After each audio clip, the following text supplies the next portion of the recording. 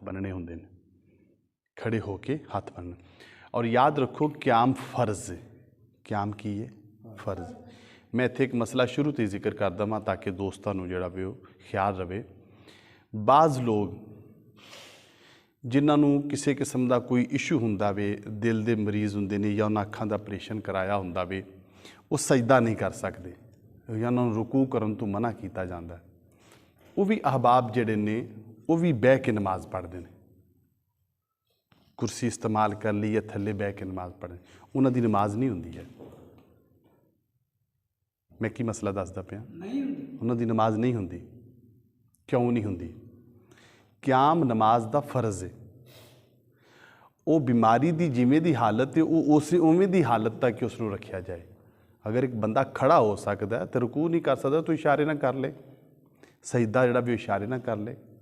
अगर वो खड़ा ही नहीं हो सकता, इतना ज़ईफ है या उदी मतलब जिस तरह कोई अल्लाह ना करे कोई ऑपरेशन वगैरह करवाया, फिर वो बैठ के पढ़ सकता। अगर वो खड़ा हो सकता है तो फिर वो नमाज नहीं होंदी। उन्होंने क्याम खलो के करना चाहिए, चाहे एक लम्हे का कर ले। आया अल्लाह अकबर हथ बन्ने ने, फिर भावें बह जाए, ताकि वह फर्ज जिहड़ा क्याम खड़े होने वाला फर्ज है वो मुकम्मल हो जाए। उस तो बाद बाकी दी नमाज जो अपनी मुकम्मल कर ले। इस तरह घर विच खवातीन जिहड़ियां ने वो एक पहला तो क्याम खलो के करदियां ने, अगली नमाज वो फिर बह के पढ़न लग पैंदी, उन्हां दी नमाज भी नहीं होंदी। क्यों?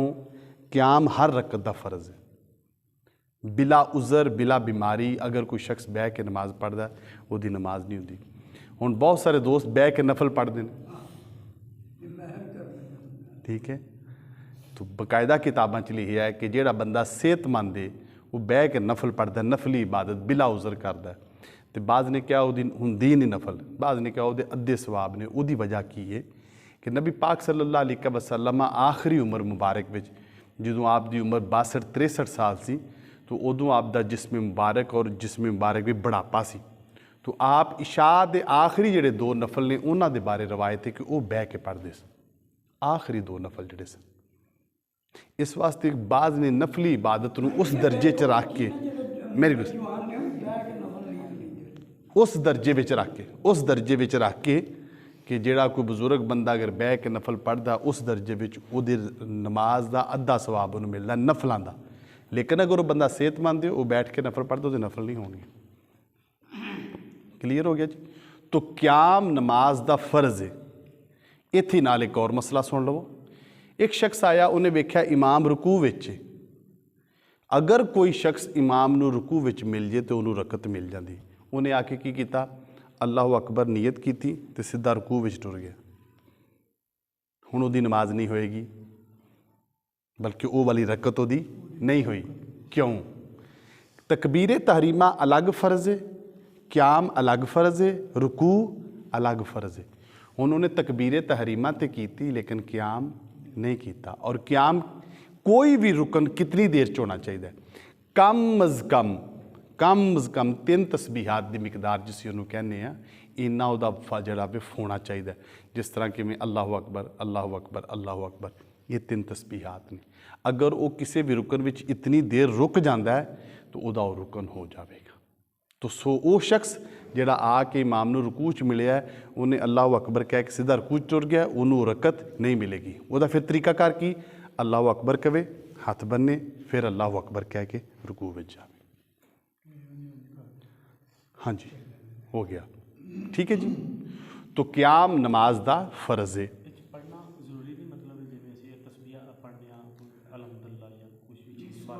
जी मैं अगे जा रहा जी मैं अगे जा रहा जी। क्याम सब तो पहले असी क्याम का फर्ज जान लिया और ये जोड़े मुतलका मसले सन 1-2 मैं जिक्र किए। हुण अगे क्याम करना किवें में, खलोई का किवें में, ये पिछली असी निश्चित में दसिया सी हथ किवें बनी ते मैं दोबारा दस देना। कोशिश करनी चाहिए, सुन्नत तरीका है कि अंगूठा और छोटी उंगली नाल जिहड़ा भी वो कलावा बन जाए और यह 3 उंगलां किलाई ते आ जान। और जिस तरह मैं दसिया सी हज़रत अली उल मुर्तज़ा रज़ी अल्लाह तआला आप जिहड़ा अमल बयान करते हैं वो नाफ के उत्ते या नाफ तो थल्ले हथ बन्नण दा। ठीक हो गया जी। ये दो चीज़ां क्याम दियां हो गई। हुण तीसरी चीज़ है कि क्याम विच खड़े हुंदियां साडे पैरां दे दरम्यान फासला कितना होना चाहिए, फासला कितना होना चाहिए। ਜਿਹੜਾ ਬੰਦਾ ਜਿਸਮ ਜਿਨ੍ਹਾਂ ਦੇ ਜਿਸਮ ਪਤਲੇ ਹੁੰਦੇ ਨੇ ਬਿਲਕੁਲ ਫਿੱਟ ਹੁੰਦੇ ਨੇ ਉਹਨਾਂ ਵਾਸਤੇ 4 ਉਂਗਲਾਂ ਫਾਸਲਾ ਹੈ ਇਸ ਤਰੀਕੇ ਪੈਰਾਂ ਦੇ ਦਰਮਿਆਨ, ਠੀਕ ਹੈ ਜੀ, 4 ਉਂਗਲਾਂ। ਤੇ ਜਿਹੜੇ ਜਿਸਮ ਭਾਰੇ ਨੇ ਜਿਨ੍ਹਾਂ ਦੇ ਮੋਟੇ ਨੇ ਉਹ ਜਿਹੜਾ ਵੀ ਉਹ ਆਪਣੀ ਸਹੂਲਤ ਦੇ ਮੁਤਾਬਕ ਜਿੱਥੋਂ ਤੱਕ ਆਸਾਨੀ ਨਾਲ ਖਲੋ ਜਾਣ, ਥੱਕਣ ਨਾ, ਉਹਨਾਂ ਪੈਰ ਖੋਲ੍ਹਣ, ਉਹਦੇ ਵਾਸਤੇ ਇੱਕ ਗਿੱਠ ਦਾ ਹੁਕਮ, ਠੀਕ ਹੈ ਜੀ। 4 ਉਂਗਲਾਂ ਤੇ अफजल की अमल है 4 ਉਂਗਲਾਂ ਦਾ सिर्फ फासला ਜਿਹੜਾ ਵੀ ਉਹ ਪੈਰਾਂ ਦੇ ਦਰਮਿਆਨ ਹੋਵੇ। ਔਰ ਅਗਰ ਕੋਈ ਜਿਸਮ ਬੰਦੇ ਦਾ ਭਾਰਾ ਹੈ ਜਾਂ ਬਜ਼ੁਰਗ ਦੀ ਤਾਂ ਅਸੀਂ ਗੱਲ ਨਹੀਂ ਕਰਦੇ, ਕਿਉਂਕਿ ਬਜ਼ੁਰਗ ਜਿਹੜੇ ਹੁੰਦੇ ਨੇ ਉਹਨਾਂ ਦੇ ਜਿਸਮ ਦੀ ਕੈਫੀਅਤ, ਬਿਮਾਰੀ, ਸਿਹਤ, ਸਾਰੀਆਂ ਚੀਜ਼ਾਂ ਉਹਨਾਂ ਦੇ ਨਾਲ ਹੁੰਦੀਆਂ। ਨਾ ਅਸੀਂ ਕਿਸੇ ਬਿਮਾਰ ਬੰਦੇ ਨੂੰ ਇਸ ਚੀਜ਼ ਵਿੱਚ ਜਿਹੜਾ ਵੀ ਸ਼ਾਮਲ ਕਰਨੀ, ਕਿਉਂ? ਸਰੀਰ ਦੇ ਹਕਾਮਾਤ ਤੰਦਰੁਸਤ ਬੰਦਿਆਂ ਵਾਸਤੇ ਨੇ। ਜਿਹੜਾ ਬੰਦਾ ਬਿਮਾਰ ਹੈ ਜਾਂ ਬਜ਼ੁਰਗ ਹੈ ਜਿਹਨੂੰ ਕੋਈ ਇਸ਼ੂ ਹੈ ਉਹਦੇ ਵਾਸਤੇ ਹੁਕਮ ਜਿਹੜੇ ਹੁੰਦੇ ਨੇ ਉਹ ਸਾਰੇ ਉਸ ਤਰ੍ਹਾਂ ਨਹੀਂ ਹੁੰਦੇ। ਕਲੀਅਰ ਹੋ ਗਿਆ ਜੀ। ਹੁਣ ਖੜਾ ਹੋਣਾ ਵੇ ਤੇ ਪੈਰ ਜਿਹੜੇ ਨੇ ਉਹ ਆਪਣੇ ਜਿਹੜੇ ਲਾਣੇ ਨੇ ਉਹ ਸਿੱਧੇ ਰੱਖ ਕੇ ਤੇ ਦਰਮਿਆਨ ਵਿੱਚ 4 ਉਂਗਲਾਂ ਦੀ ਉਹ ਰੂਟੀਨ ਵਿੱਚ ਬੰਦਾ ਖਲੋਵੇ ਉਹਨੂੰ ਪਤਾ ਚੱਲ ਜਾਂਦਾ ਹੈ। ਇੱਕ ਦੋ ਵਾਰੀ ਕੋਸ਼ਿਸ਼ ਕਰੋਗੇ ਇਨਸ਼ਾਅੱਲਾ ਹੋ ਜਾਏਗਾ। ਆਪਣੇ ਹੱਥ ਬੰਨੇ ਔਰ ਕਿਆਮ ਵਿੱਚ ਕਿਬਲਾ ਰੁਖ ਮੂੰਹ ਹੋ ਗਿਆ। ਉਸ ਤੋਂ ਬਾਅਦ ਹੁਣ ਆ ਗਿਆ ਕਿਆਮ ਵਿੱਚ ਅਸੀਂ ਪੜ੍ਹਨਾ ਜਿਹੜਾ ਵੀ ਉਹ ਕਿਰਾਤ ਦਾ ਮਸਲਾ ਸੀ, ਇਨਸ਼ਾਅੱਲਾ ਅਗਲੀ ਵਾਰੀ ਡਿਸਕਸ ਕਰਾਂਗੇ ਉਹਦੇ ਵਿੱਚ ਪੜ੍ਹਨਾ ਕੀ। ਸਿਰਫ ਇਸ ਮਸਲੇ ਜਿਹੜਾ ਤੁਸੀਂ ਪੁੱਛਿਆ ਕਿ ਅਗਰ ਉਹ ਰੁਕੂ ਵਿੱਚ ਆ ਕੇ ਮਿਲੇ ਤਾਂ ਉਹਨੂੰ ਸੁਭਾਨਾ ਕੱਲਾ, ਸੁਭਾਨਾ ਕੱਲਾ ਨਾ ਤੇ ਵਾਜਬ ਹੈ ਤੇ ਨਾ ਹੀ ਫਰਜ਼ ਹੈ, ਉਹ ਵੀ ਸੁਨਨਤ ਅਮਲ ਪੜ੍ਹ ਲਵੋ, ਬਲਕਿ ਮੁਸਤਹਬ ਹੈ, ਉਸ ਤੋਂ ਵੀ ਥਰਡੇ ਦਰਜੇ ਪੜ੍ਹ ਲਵੋ ਤੇ ਸਵਾਬ ਹੈ, ਅਗਰ ਨਾ ਪੜ੍ਹੋ ਤੇ ਗੁਨਾਹ ਨਹੀਂ। ਅਗਰ ਤਕਬੀਰ ਤਹਰੀਮਾ ਤਕਬੀਰ ਔਲਾ 'ਚ ਖਲੋਤਾ ਹੈ तो फिर तो जाहिर है जिन्नी देर इमाम दे मगर खलोवेगा किरात शुरू करने तो पहलू उन्ना टाइम होंदा उहदे विचों पढ़ लवेगा। ठीक हो गया जी। जिहड़ा मसला तवज्जो तलब सी वो ये सी कोशिश की जाए कि रुकू में शामिल होने तो पहले अपना क्याम किया जाए और कोशिश की जाए अगर सेहत इजाज़त दवे अहबाब दी।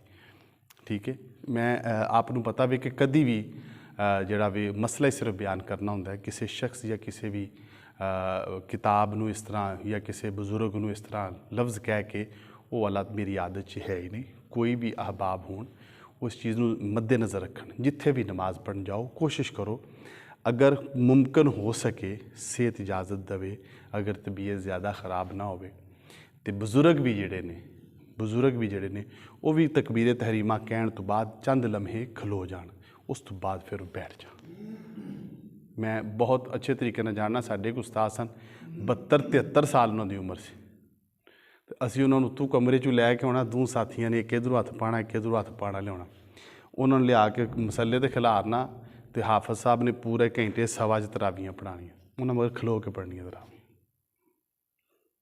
ठीक है, तो बाज़ औक़ात हो जाता है, मैं महसूस करना वा कि बहुत सारे अफराद असी खुद भी इस मामले में सुस्ती कर जाते, नफल भी बैठ के नहीं पढ़नी चाहिए।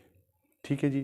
हुण क़याम के हवाले नाल अगर तुहाडा कोई सवाल है तो किया जाए। सुभान अल्लाह दा क्लीयर हो गया ना जी? जी सुभान अल्लाह पहली रकअत च दूसरी च तीसरी सिर्फ वाजिबात जिहड़े ने वाजिबात नमाज दे वाजिबात और फ़राइज़ असी हुण फ़राइज़ जिक्र करते पे ना, असी इंशाअल्लाह बाद में वाजिबात भी जिक्र करांगे। इन्हां दी एक तरतीब है, अगर वो तरतीब भी नहीं होवेगी तो फिर भी नमाज नूं मसला हुंदा, उहदे आहत जाके सजदा साफ करना पैंदा है। तो जिहड़े सुन्नत अमल ने या मुस्तहब अमल ने अगर वो रह जान तो उन्हां दा इशू नहीं। मिसाल के तौर पर हर सूरत तो पहले बिस्मिल्लाह पढ़ना ये मुस्तहब अमल है, बाज़ ने सुन्नत अमल भी किया है, अगर कोई पढ़ लवे तो सवाब है, ना पढ़े तो गुनाह नहीं है। इस तरह सुबहानक अल्लाह नमाज के शुरू में अगर तकबीर तहरीमा तो बाद टाइम मिलता है तो पढ़ लो। अगर वो बंदा दरम्यान च आके मिलिया या रकू च आके मिलिया, अगर वो रह गई तो नमाज में कोई मसला नहीं, नमाज उसकी हो जाएगी जी। हाँ अच्छा, हाँ जी। अगर वो पहली रकत रह गई, इमाम ने सलाम फेरिया, हुण मगर उन्हें अपनी रकत पढ़नी, फिर वो खड़ा होगा तो चूँकि उन्हें पहली रकत पढ़नी, फिर वो सुभान अल्लाह पढ़ लवे तो बेहतर है, सवाब है उहदे विच। अगर दो रकात पढ़दा पिया तो कुर्सी ते बैठ गया तो हर क़याम जिहड़ा वो खड़ा हो करेगा, मतलब दूसरी रकात दा भी क़याम। अच्छा, दूसरी रकत के क़याम के बारे भी जिहड़ा भी अगर तो वो मुमकिन होवे तो जिस तरह मैं अर्ज़ किया वे सिर्फ और सिर्फ जदों सजदे विच उठण उदों सीधे ਬਲਕਿ ਉਹਨਾਂ ਸਜਦਾ ਤਾਂ ਕਰਨਾ ਹੀ ਨਹੀਂ ਨਾ, ਚੰਦ ਲੰਮਿਆਂ ਵਾਸਤੇ ਅਗਰ ਖੜੇ ਹੋ ਜਾਣ ਤਾਂ ਉਹ ਬਿਲਕੁਲ ਹੋ ਜਾਂਦਾ, ਉਹਦਾ ਕਰਨਾ ਚਾਹੀਦਾ। ਲੇਕਿਨ ਮੈਂ ਅਰਜ਼ ਕੀਤਾ ਕਿ ਬਾਜ਼ ਬੰਦੇ ਜਿਨ੍ਹਾਂ ਨੂੰ ਮਸਲਾ ਹੁੰਦਾ ਵੇ, ਜਿਸ ਤਰ੍ਹਾਂ ਵਡੇਰੀਆਂ ਮਾਈਆਂ ਨੇ ਉਹ ਬਹਿ ਜਾਣ, ਜਾਂ ਵਡੇਰੇ ਬਾਬੇ ਜਿਹਨਾਂ ਦੇ ਜਿਸਮ ਭਾਰੇ ਨੇ, ਉਹਨਾਂ ਕੋਲ ਤਾਂ ਫਿਰ ਉੱਠਿਆ ਨਹੀਂ ਜਾਂਦਾ, ਉਹਨਾਂ ਵਾਸਤੇ ਹੁਕਮ ਔਰ ਤਰ੍ਹਾਂ ਦਾ। ਕੁਰਸੀ ਤੇ ਬੈਠ ਕੁਰਸੀ ਦਾ ਉਹੀ ਹੁਕਮ ਮੈਂ ਅਰਜ਼ ਕੀਤਾ। ਕੁਰਸੀ ਦੀ ਸਿਰਫ ਅਸਲ ਵਿੱਚ ਜਿਹੜੀ ਜ਼ਰੂਰਤ ਨਿਕਲੀ ਸੀ ਉਹ ਸਿਰਫ ਇਹ ਸੀ ਕਿ ਜਦੀਦ ਪਹਿਲੇ ਤਾਂ ਅੱਖਾਂ ਦੇ ਆਪਰੇਸ਼ਨ ਹੁੰਦੇ ਨਹੀਂ ਸਨ, ਜਿਹੜੀ ਸਹੀ ਗੱਲ ਹੈ। ਉਹ ਜਦੋਂ ਸ਼ੁਰੂ ਹੋਏ ਤਾਂ ਫਿਰ ਡਾਕਟਰਾਂ ਦਾ ਪਰਹੇਜ਼ ਦੱਸਿਆ। ਉਹ ਫਿਰ ਬਾਜ਼ ਲੋਕ ਤਾਂ ਉਹਦਾ ਇਤਨੀ ਕੋਈ ਇਹਤਿਆਤ ਕਰਦੇ ਨੇ ਕਿ ਉਹ ਜਿਹੜਾ ਵੇ ਉੱਠਣ ਬੈਠਣ ਦੇ ਮਾਮਲਾਤ ਨੂੰ ਬਹੁਤ ਮਹਦੂਦ ਕਰ ਦਿੰਦੇ ਨੇ। ਲੇਕਿਨ ਨਮਾਜ਼ ਵਿੱਚ ਸਾਡਾ ਇਹ ਹੈ ਕਿ ਕਿਆਮ ਚੁੱਕੇ ਫਰਜ਼ ਉਹ ਗਰਾਉਣ ਅਤੇ ਆ ਕੇ ਕਿਆਮ ਜਿਹੜਾ ਵੀ ਚੰਦ ਲਮਹੇ ਦਾ, ਜਿਸ ਤਰ੍ਹਾਂ ਮੈਂ ਜ਼ਿਕਰ ਕੀਤਾ ਵੀ, ਉਹ ਲਾਜ਼ਮੀ ਕਰਨ ਤਾਂ ਕਿ ਉਹਨਾਂ ਦਾ ਕਿਆਮ ਹੋਵੇ। ਇਹ ਬਾਕਾਇਦਾ ਮੁਫਤੀ ਅੱਜ ਦੇ ਦੌਰ ਵਿੱਚ ਮੁਫਤੀ ਮੁਨੀਬੁਰ ਰਹਿਮਾਨ ਸਾਹਿਬ ਨੇ ਇਸ ਮਸਲੇ 'ਤੇ ਬੜੀ ਵੰਡ ਕਰਕੇ ਲਿਖੀ। ਠੀਕ ਹੈ, ਟੌਪਿਕ ਹੀ ਲੱਗਦਾ ਹੈ ਕਿ ਮਤਲਬ ਅਗਰ ਜਿਵੇਂ ਅਸੀਂ ਸਾਡੇ ਟੇਕ ਵਾਲੀਆਂ ਕੁਰਸੀਆਂ, ਅੱਛਾ ਟੇਕ ਵਾਲੀ ਕੁਰਸੀ ਜਿਹੜੀ ਹੈ ਉਹਦਾ ਅਸੀਂ ਬਾਅਦ 'ਚ ਮਸਲਾ ਜ਼ਿਕਰ ਕਰਾਂਗੇ। ਟੇਕ ਵਾਲੀ ਕੁਰਸੀ 'ਤੇ ਵੀ ਨਮਾਜ਼ ਨਹੀਂ ਹੁੰਦੀ, ਬਾਈਆਂ ਵਾਲੀ ਕੁਰਸੀ 'ਤੇ ਵੀ ਨਮਾਜ਼ ਨਹੀਂ ਹੁੰਦੀ। ਲੇਕਿਨ ਮਸਲਾ ਹੈ ਵੀ ਅੱਜ ਦੇ ਦੌਰ ਵਿੱਚ ਤੁਸੀਂ ਦੱਸੋਗੇ ਤਾਂ ਕਿੱਧਰ ਜਾਓਗੇ? ਇਹ ਵੀ ਬੜਾ ਔਖਾ ਕੰਮ ਹੁੰਦਾ। ਇੱਥੇ ਤਾਂ ਸਿਆਪੀ ਬੈਠੇ ਆ ਨਾ, ਅਗਰ ਕਿਸੇ ਮਸਜਿਦ ਵਿੱਚ ਬਾਹਰ ਦਾ ਮੌਲਵੀ ਆ ਕੇ ਮਸਲਾ ਬਿਆਨ ਕਰ ਦੇਵੇ, ਇੱਥੇ ਤਾਂ ਸਾਰੇ ਪਿਆਰ ਵਾਲੇ ਨੇ ਅੰਕਲ ਜੀ ਹੈ, ਦੂਸਰੇ ਤੀਸਰੇ ਅਤੇ ਉੱਥੇ ਨਾਰਮਲੀ ਮੈਂ ਆਪਣੀ ਖੁਦ 10 ਸਾਲ ਇਮਾਮਤ ਕਰਾਈ।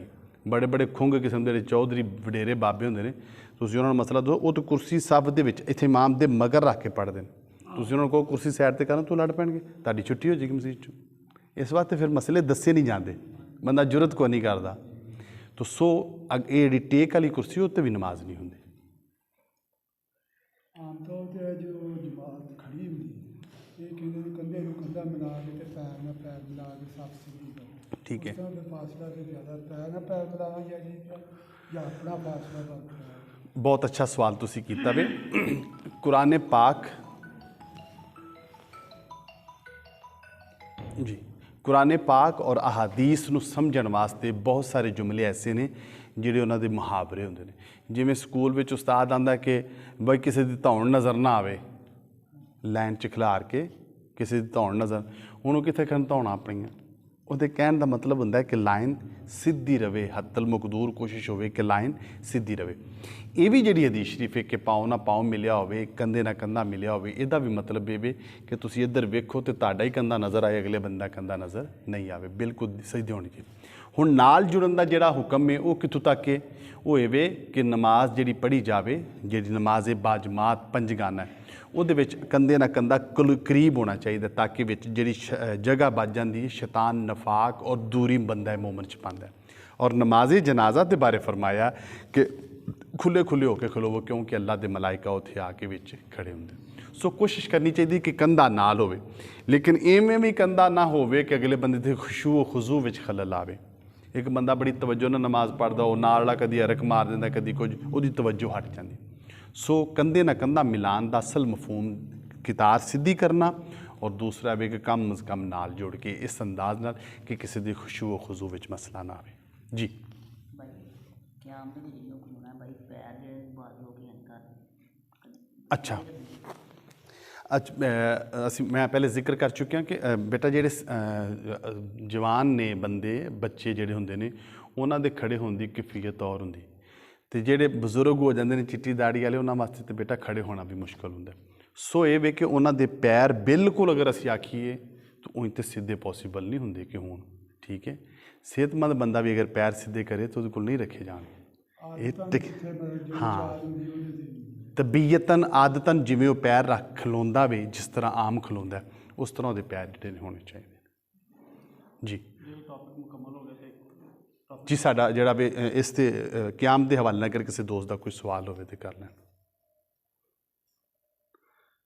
ਜੀ ਅਗਲੇ ਦਿਨ ਇੱਕ ਜਨਾਜ਼ਾ ਹੋਇਆ ਕੱਲ੍ਹ ਪਰਸੋਂ, ਠੀਕ ਹੈ, ਅਤੇ ਉਹ ਸੁਣਨ 'ਚ ਇਹ ਗੱਲ ਆਈ ਸੀ ਕਿ ਜਨਾਜ਼ਾ ਨੂੰ ਪਹਿਲੇ ਪੜ੍ਹ ਕੇ ਆਏ ਨੇ, ਦੁਬਾਰਾ ਇੱਥੇ ਮੌਲਵੀ ਸਾਹਿਬ ਨੇ ਜਨਾਜ਼ਾ ਪੜ੍ਹਾ ਦਿੱਤਾ। ਕਿਉਂ ਦੁਬਾਰਾ ਜਨਾਜ਼ਾ ਉਹੀ ਅਫਰਾਦ ਕੁਛ ਬੇਸ਼ਤਰ ਜਾਂ ਦੂਸਰੀ ਦਫਾ ਜਨਾਜ਼ਾ ਪੜ੍ਹਾ ਗਿਆ ਸਰ? ਕਿਸੇ ਵੀ ਮਕਤਬਾ ਫਿਕਰ ਦੇ ਨਜ਼ਦੀਕ ਦੁਬਾਰਾ ਜਨਾਜ਼ਾ ਨਹੀਂ ਹੈ। ਮਕਤਬਾ ਫਿਕਰ ਤੋਂ ਮੁਰਾਦ ਅੱਜ ਦੇ ਦੌਰ ਦੇ ਜਿਹੜੇ ਮਕਤਬਾ ਫਿਕਰ ਨੇ ਉਹਨਾਂ ਦੀ ਗੱਲ ਨਹੀਂ ਕਰਦਾ। ਪੁਰਾਣੇ ਬਜ਼ੁਰਗ ਨੇ, ਚਾਹੇ ਹਨਫੀ ਹੋਣ, ਸ਼ਾਫੀ ਹੋਣ, ਮਾਲਕੀ ਹੋਣ, ਕੋਈ ਵੀ ਡਬਲ ਜਨਾਜ਼ੇ ਦੇ ਹੱਕ ਵਿੱਚ ਨਹੀਂ ਹੈ।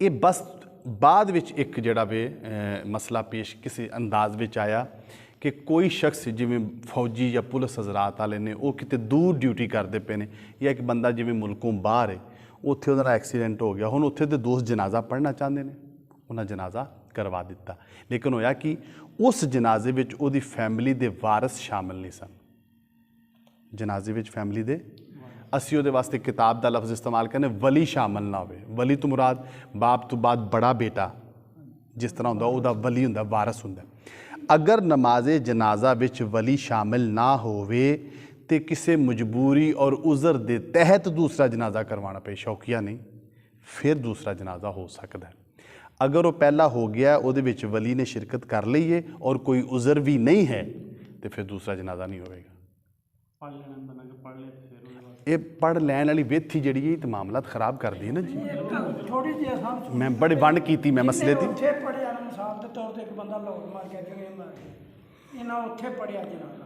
ਉਹ ਆ ਕੇ ਇੱਥੇ ਨਾ ਪੜ ਹੋ ਪੜ ਜੇ ਦੁਬਾਰਾ जी मैं अर्ज़ करना ना दूसरा जनाजा कराने की कोई वजह भी तो होनी चाहिए ਵਜ੍ਹਾ ਇਹ ਹੁੰਦੀ ਹੈ ਕਿ ਮਤਲਬ ਉਦੋਂ ਹੈ ਕਿ ਜੱਪਿਆ ਸੁਭਾਵਾਂ ਦਾ ਕੋਈ ਵੀ ਹੈ ਹਾਂਜੀ ਇਹ ਵਜ੍ਹਾ मैं अर्ज़ करना कोई भी एक बंदा नमाज जनाजा पढ़ ले जनाजा हो गया फ़र्ज़ किफ़ाया और जनाजा पढ़ने की ज़रूरत नहीं और नबी पाक सल्लल्लाहु अलैहि वसल्लम के दौर में सहाबा कराम का भी यही अमल मुबारक से दूसरा जनाजा जरा सी वो वाला मामला इस अंदाज का नहीं है शरी उज़र की है शरी उज़र की जिस तरह मैं अर्ज़ किया वे कि घर का कोई फ़र्ज शामिल ही नहीं सी लेकिन बाहर वाले दोस्त जोड़े उत्थे सन जाहिर है 8-10 दिन जोड़े ने जनाजे कम अज़ कम 4 दिन तो लग ही जाते हैं मैयत नूं वापस आउंदे अगर वो टिकट वगैरह तो फौरी इंतजाम हो जाए हाँ जी अगर उत्थे हुण जनाजा हो गया या आर्मी वाले इस तरह जनाजा हो गया या जिस तरह आम तौर पर असी की वेने जेडे इमाम मस्जिद जिन्हें सारी सारी उम्र ही बाहर कढ़ छड़ी हुई पिंडां विच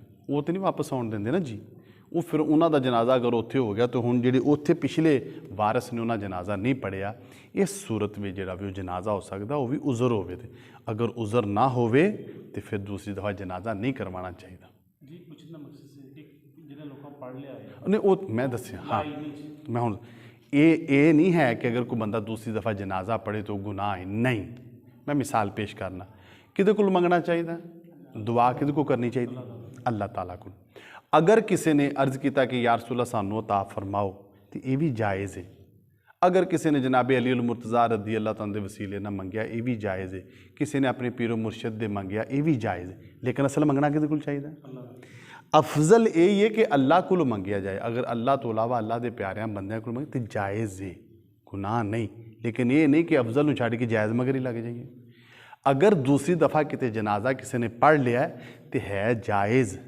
लेकिन असी दूसरी दफ़ा जनाजा पढ़न का कभी भी ये नहीं कहांगे कि दूसरी दफ़ा जनाजा करवा लो ठीक है जी और जी कोई सवाल इस हवाले नाल अगर तुहाडा होवे दूसरे इस तो अलावा भी अगर सवाल हों तो तुसी अहबाब कोशिश करया करो मेरे नाल ज़रूर डिस्कस करया करो अल्लाह ताला तुहानूं अजर अजीम अता फरमाए मेरी पूरी कोशिश जी बीमारी ਦੀ ਹਾਲਤ ਚ ਬੰਦਾ ਪਿਸ਼ਾਬ ਕਰਦਾ ਉਹ ਖੁਸ਼ਕ ਹੀ ਨਹੀਂ ਮੰਨਣਾ ਹੁੰਦਾ ਕਿੰਨੀ ਦੇਰ जी ਉਹ ਦਿਮਾਗ ਖੇਡ ਪੜਦਾ मेरा ख्याल है कि असी वजू के मसाइल में ये मसला जिक्र किया मैं दोबारा इसनूं जिक्र कर देना ये एक मसला नहीं 2-3 मसले ये नाल ही ने एक शख्स है यूरिक एसिड का मसला है इंज कह लो एक बंदा है उन्होंने गैस का मसला है एक बंदा है वो जिसम में कोई जख्म है जिथों पीप और रेशा निकलता रहता है उस बंदे का वजू नहीं रहिंदा ठीक है ना जी हुण उहदे वास्ते हुक्म की उन्होंने तौर उन्होंने असीं कहने शरी तौर पर वो माजूर है शरीयत का उहदे ते वो वाला हुक्म नहीं लगता उहदे वास्ते हुक्म की है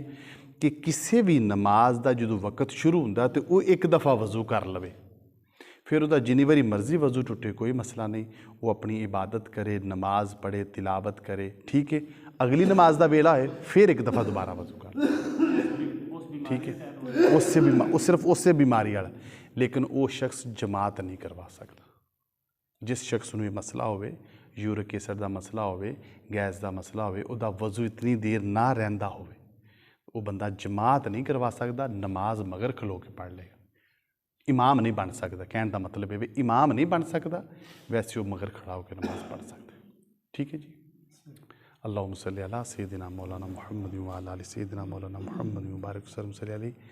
मौला करीम हमें आप जो कुछ सीखा उस पर अमल करने की तौफीक अता फरमा।